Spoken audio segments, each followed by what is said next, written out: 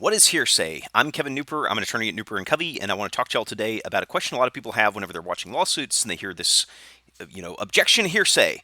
And you may kind of have an idea what that is. You may have no idea whatsoever what that is. And I'm going to tell you the high level, and then I won't bore you with, or I will bore you a little, will bore you with the entire law school class that you would have to take to understand this. But I'm going to show you a few ways that this gets super complicated and why, if you're an attorney, really most attorneys don't actually understand the details of how this rule works. So very high level, and this explanation is actually technically wrong, kind of, but it's the only way to understand it. Hearsay is an out-of-court statement that is being offered to prove the truth of the matter asserted. So, two things. One, an out-of-court statement. Two, that is also being offered to prove the truth of the matter asserted. So let me give you an example. If you go into court and you are having a trial about, say, there's like I'll just make up a story so that you can kind of understand this. There's a building owner, he's renting an apartment to someone, there's asbestos in the apartment, and he knows about it, and his tenant gets sick, and the tenant is suing him, going, "You got me asbestos, I got sick from this, you know, I want to sue over that." So let's say there was a newspaper article that says, asbestos is really dangerous and you don't want to be breathing it in, and it's horrible and you should never let your tenants have it in their apartment. If that's the only thing you know, that would be hearsay because it's out of court. It was written in a newspaper. No one's coming in there to testify to it.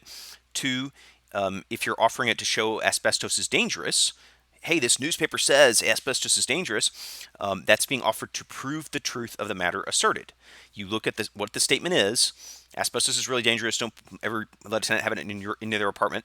And what you are trying to do as an attorney is offer that to show that statement is true.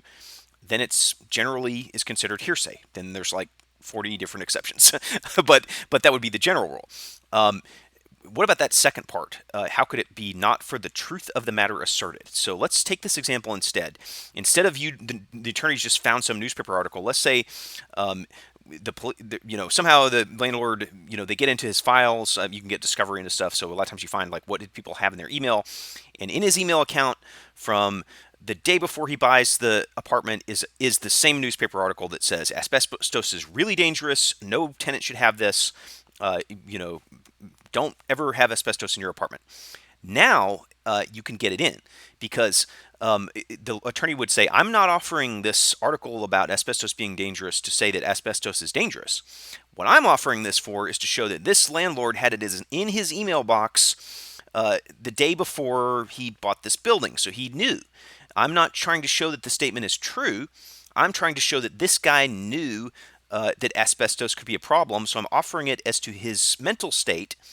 Whether it's true or not, he had this thing in his email box and he knew about asbestos, and so you could say, well, now he needs punitive damages because he had knowledge that should have put him on notice to fix this for the tenant. So you can see in those two different scenarios, the attorney is saying, in one case, they're trying to show the jury, hey, this important newspaper says that asbestos is bad, and in another case, they're saying, the fact that it is in this guy's email box is significant to what he thought in his head, which really doesn't matter what's true. It kind of kicks him in on notice, even if maybe asbestos isn't always dangerous. Who knows? But he knows, right? So that's how that second part can come into play.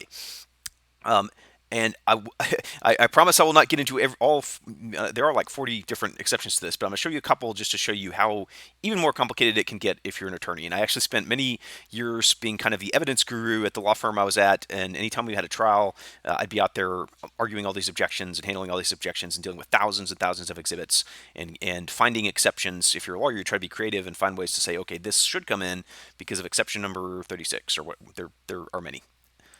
Okay, and now I'm going to show you the federal rules of evidence. So this is not always, in state court, they will have their own version of the rules of evidence is what they're called. It's just a document that says, here's all the rules. And federal court's easy. It's kind of generally how hearsay works in most states anyway. So you can see it has this stuff where it says, it's got that same definition I was talking about.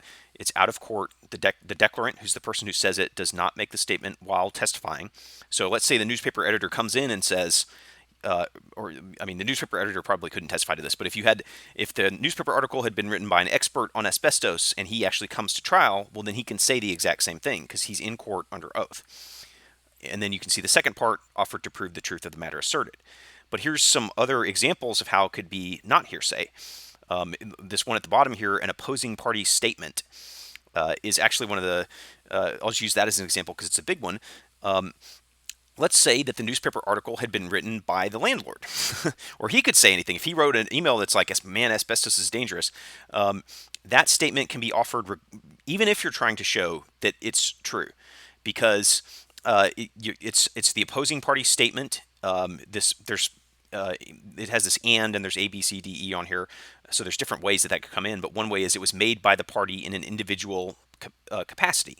So if I'm the landlord, I'm the guy making the statement. What that means is I said it. So I said it in my own personal capacity. Then it's admissible. When it talks about representative capacity, an example of that is let's say I was the vice president of an apartment building company, and I said asbestos is bad, while I was acting as the vice president. I'm emailing from my company account and I say, man, asbestos is bad. Then that is admissible against the company. Now, it would not be admissible against some totally different person who has nothing to do with them.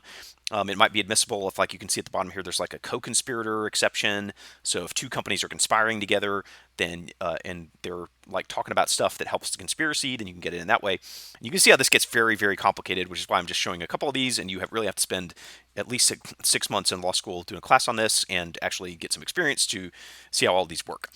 And then this is one of several other rules that provide exceptions. Like here's just another example is present sense impression. That's an example where, okay, let's say it's out of court. Me right now, we'll just me literally sitting here doing this video. Let's say that all of a sudden behind me, someone bursts in the door and he's got a gun, and I'm looking at him and I go, oh my gosh, that's Bob. That's Bob Smith right there, and he's holding a gun and hey, what are you doing, Bob?